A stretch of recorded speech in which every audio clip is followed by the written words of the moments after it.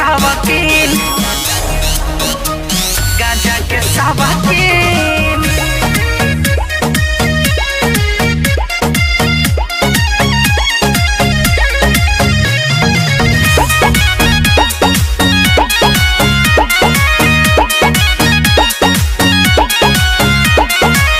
आँख के कलहर हमर होवे बोले कहो, डोसल हसीनावा में बनिया सने कहो, बच के रहिया।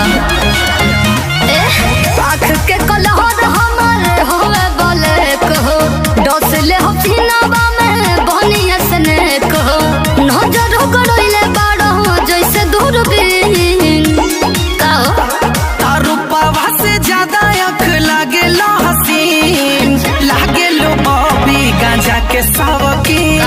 पातर पातर ओट तोहर लागे नमकीन, लागे लो बॉबी गांजा के सावकीन।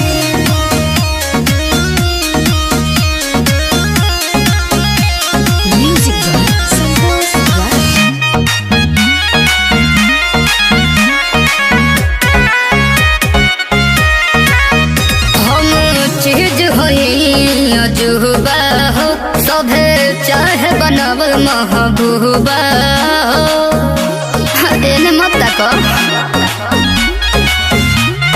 सात समुंदर के पानी पड़ल हो, गोवा के बीच जैसे बारू निखारल हो।